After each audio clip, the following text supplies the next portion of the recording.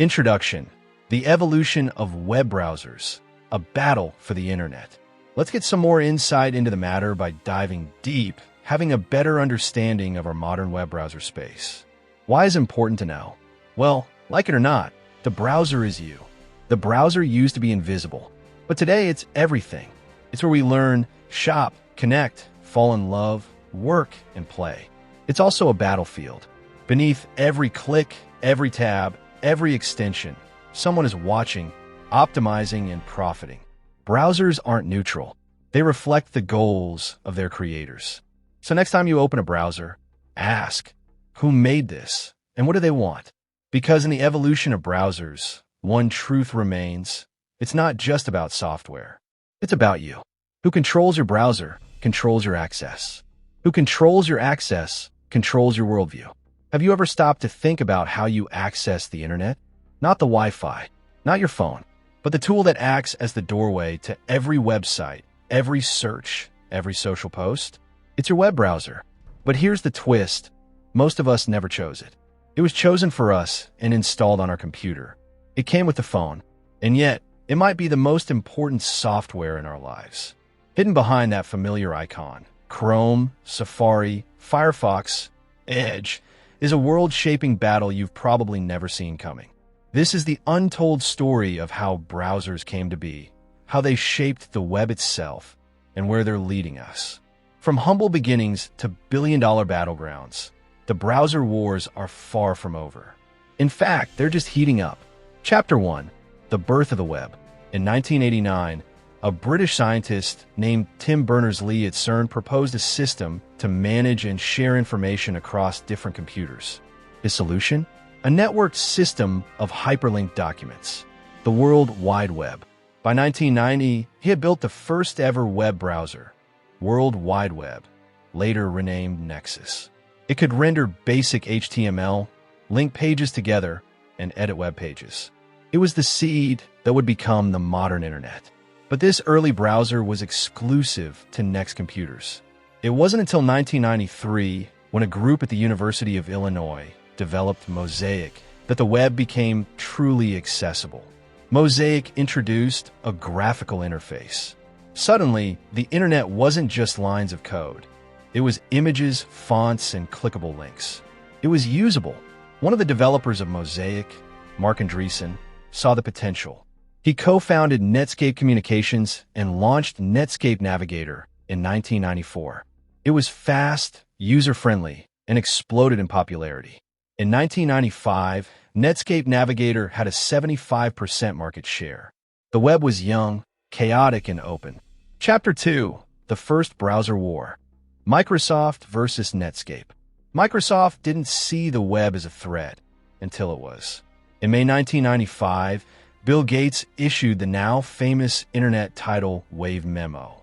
He realized that the browser was the future, and Microsoft had no skin in the game.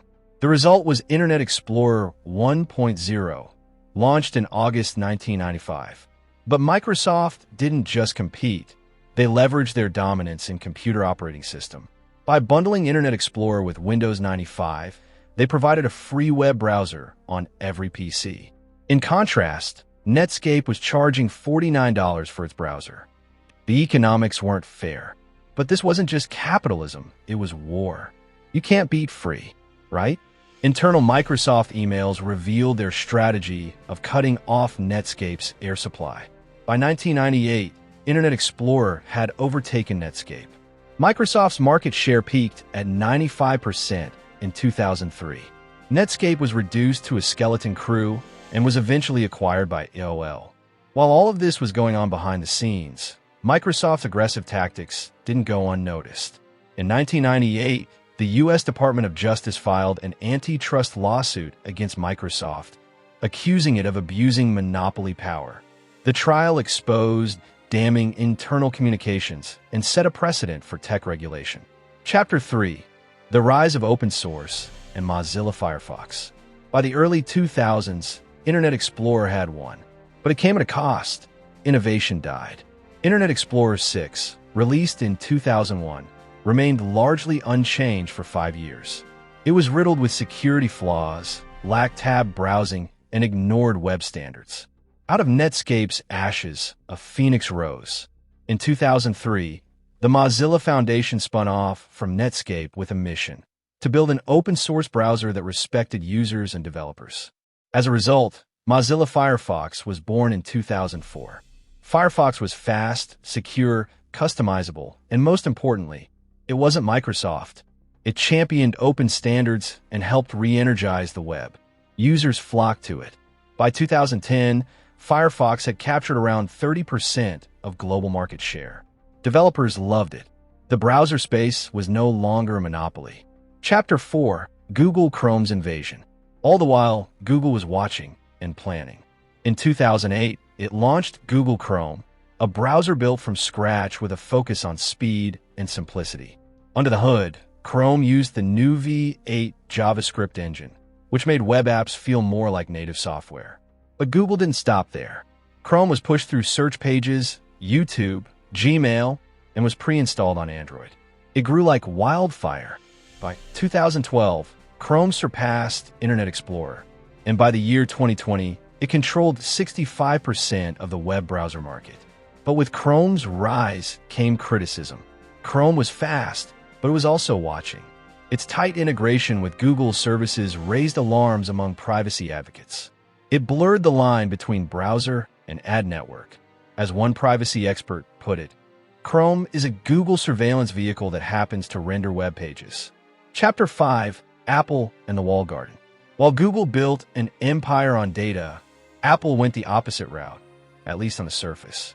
In 2003, Apple introduced Safari, and by the year 2007, it was the default web browser on the iPhone.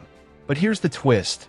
Every browser on iOS, including Chrome and Firefox, had to use Apple's rendering engine, WebKit.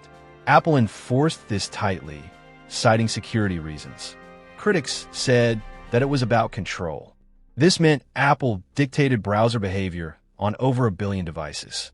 If Chrome innovated a new feature, it had to wait for Apple's approval on iOS. In 2024, under EU pressure, Apple was forced to allow third-party browser engines in Europe. The dam had cracked. Chapter 6: Edge Reborn and the Rise of Chromium. Meanwhile, Microsoft wasn't done. After Internet Explorer faded into irrelevance, Microsoft launched Edge in 2015. It flopped. Then, in a surprising pivot, Microsoft adopted Google's Chromium engine in 2020. The new Edge was fast, compatible, and actually good, but this created an ironic twist. Google's engine now powered almost every browser: Chrome, Edge, Opera, Brave, you name it. Even as companies competed, they relied on the same underlying tech.